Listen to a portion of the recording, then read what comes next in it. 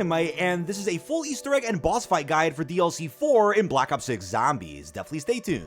Now, as other quests do get discovered, I'll have plenty of videos here on the channel and lots of coverage over on detonated.com. Any support is of course appreciated, but as a huge disclaimer, I ended up beating the boss with the ASG shotgun with the following attachments and a ray gun Mark 1. While the Mark 2 is probably a lot more fun, I really don't think the Gorg effects was all that great for the boss, but you do need the base version of it for the main quest. We'll circle back to that in just a second. Now, if you want to use a fully auto weapon with a large magazine, that's also fine. Of course, I'm sure plenty of great weapon strats and cheese methods are going to get discovered, which I'll of course follow up on with some upcoming shorts. Now, if you have near-death experience, idle eyes, maybe even power keg or phoenix up, I highly recommend bringing those gobblegums into the boss, but maybe make a separate gobblegum pack with double points, profit sharing, temporal gift, which you can use to actually stack up quite a bit of points with your squad in some of the very early rounds. Now, as some quick clarification with the Gorg effects wonder weapon, as I said, you only need the base version for the main Easter egg. I do apologize for the crazy confusion following the reveal that there's actually two different paths you can take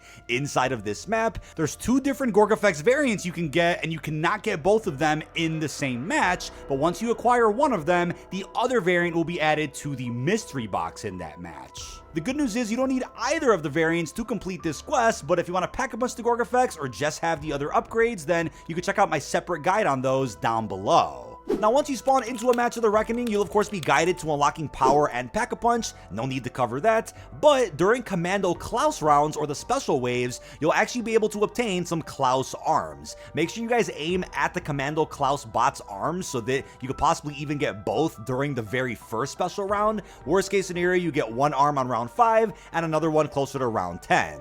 Now, feel free to follow along with exactly how we navigated through the map and completed all of the Easter egg steps. So as the map got opened up, we ended up heading to the Klaus assembly where we had to find two different Klaus legs. These legs will always be in this room, just in some different spawns. As you can see, they could be crept around the corner, on some debris. They'll always be found in this room no matter what, so don't worry about that. But in the meantime, head over to the Mutant Research Lab where you can find a syringe just here in the corner. Once you have that, you want to randomly kill zombies anywhere around the Janus Towers until one actually drops a key card. Pick that one up, which you can actually open a fridge with here in the Mutant Research Lab. It's right here by PhD Flopper. Inside, you'll find a DNA vial. And after this, before we complete any other main quest steps, let's go ahead and obtain the free Gorg effects, which is mandatory. What you want to do is take a look at two different staticky screens. One is on the back side of the room, and the other is located right behind Richtofen's family.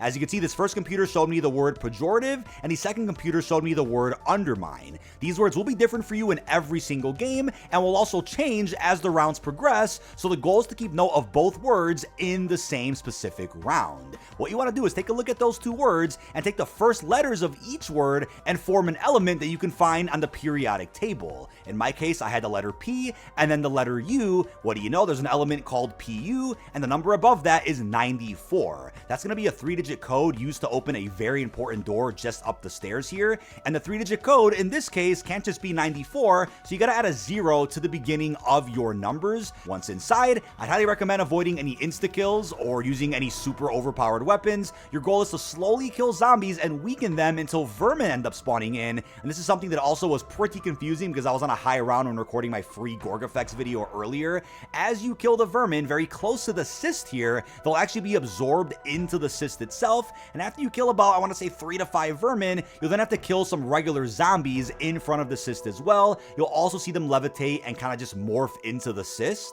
But you'll know you've killed enough once you can pick up the cyst, and once you can bring this to the computing core where you have to let 3 dark ether plants drain their toxins onto your cyst. You'll be holding the cyst in your hand if you're standing in the right spot, and every game that I've played, these plants were in the same exact spawns. So once the health bars are fully depleted on each of the Dark Ether plants, you'll now want to head back to where the Forsaken is, where you're going to have to activate a power surge. All you have to do is hit 4 computers, just as I do, that are located right around the Forsaken. This will spawn an Uber Klaus, shoot his shoulders until he's weakened, and then bring him right onto this platform so the Forsaken can put his essence into the Uber Klaus, in which you then have to kill him fully. Once the Forsaken is killed, voila, you have a free Gorg effects, which is needed for the main Easter egg. But now what you want to do is ride the beam coming from the particle accelerator in the Pack-a-Punch room. As you do that, it'll hit a zombie who will then fall to the floor, and you then want to collect his blood sample that you're going to take back to the mutant research lab. Interact in the machine where you got the syringe to begin with, and then kill the red HVT Mangler to be given a Fowler mutant injection.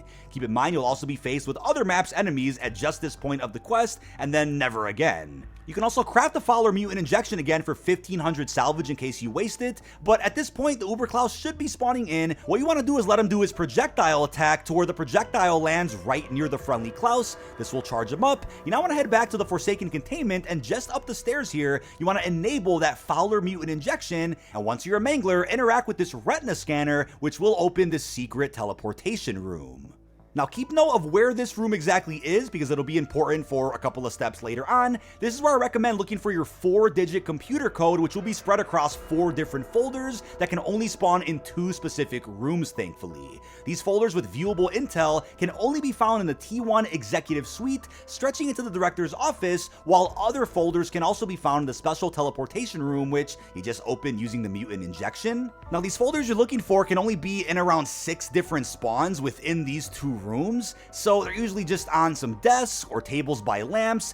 They're pretty easy to spot. You can interact with these folders to see a specific piece of intel that is referencing some old lore from previous Black Ops games. And what you want to keep note of is the number next to the item being described in the intel, as well as the date in which the intel was produced. So in my case, I found BND badge number 6, the date is June 28, 1985, and then found the not so collar labeled item 1, and then I found the combat goggles intel labeled number 5, and this was dated October 12th. Lastly, I found the scarf intel labeled number 3, dated August 21st. So what you want to do is order these folders from the oldest to the newest date. So with that, take a look at all the numbers next to each item, and in my case, the code is going to be 6135. You then want to head back into the secret teleportation room, and you want to input this code onto this computer. But now we're going to focus on the friendly Klaus. Once he's built, he's going to head over to this computer right next to where he was built. You want to pass around. After that, he's going to fly over to the SAM trial right beneath the Forsaken.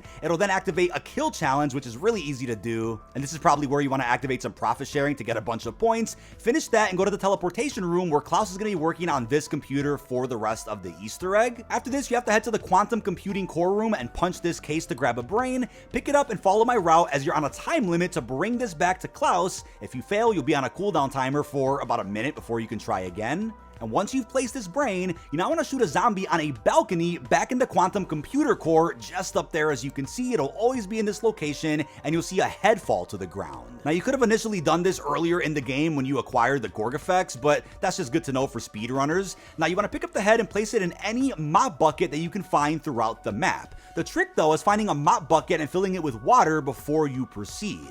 We saw a mop bucket in the executive suites and another by the Klaus assembly. There's probably another 1 or 2 located around the map as well. We'll update the locations over on Detonated. They usually spawn underneath sprinklers, so these sprinklers could randomly turn on when you get kills near them or when you use hot items like Molotovs or even napalm bursts. Once a mop bucket is filled with water, it only takes a second when underneath the sprinkler. You want to then place the head in it to go ahead and cleanse the head, in which you'll then have to collect a ton of souls, specifically from the purple zombies that you'll see nearby. After collecting a good 30 souls, you'll stop seeing purple zombies spawning in, and the zombie head may even talk to you. You can then pick up the head, which you'll have to drop once it does damage to you, and bring the head all the way back to the teleportation room where Klaus is. You can drop the fungal head right here on the ground and shoot a charge shot into the broken portal, in which you'll be notified that you have to hit a red shiny button in the Pack-a-Punch room. This will spawn shrouded looking vermin, which you can only kill with the Gorg effects. So you want to kill around 5 of them so that you can pick up this blue orb right on the console. So once you're back in the teleportation room, use a charge shot in their broken portal, pick up the head that we left here, and just place it in the portal, in which now you need to pick up these Casimir looking vacuum seal devices located in these blue boxes around the map.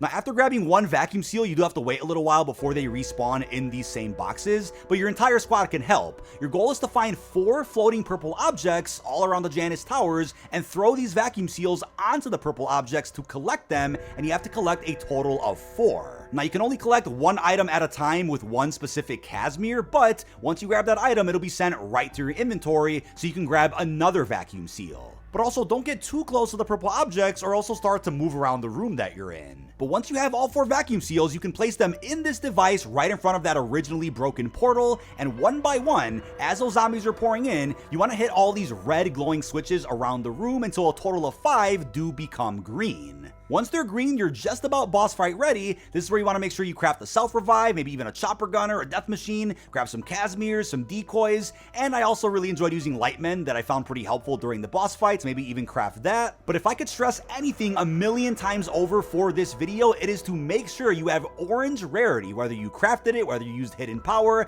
and have tier 3 pack-a-punch on your base loadout weapon. You can probably get away with PAP 2 or even 1 with your ray gun, but I'd also recommend saving up a little bit of money and going ahead and upgrading that wonder weapon as well. After you killed the shrouded vermin and shot that broken portal, you no longer needed the Gorg effect, so that's the point of the game where you can trade it out for a different wonder weapon or anything else you want to use. But once you vote with your team and enter this once broken portal, you'll be presented with an option. Do you want to face off against Richtofen or face off against SAM? I do believe the canon ending is defeating SAM, so for the sake of this video, we're going to be fighting Sam. But once you make your choice, some zombies are going to spawn in. Watch your back as the lift takes you up another level where you'll need to collect some souls. So you'll see a soul box in 3 different parts of the room. Keep in mind, while you're here, there's going to be an arsenal machine. You'll see a wonder fizz eventually, and you'll then make your way up to another level on the lift where you need to shoot some crystals. And once all those crystals are shot, this is your absolute last chance to buy anything you need from a crafting bench or even any missing perks. But once you're on the roof, you can now face SAM. The trick with this boss is to manage the crowd with wonder weapons or some occasional shots from your primary weapon.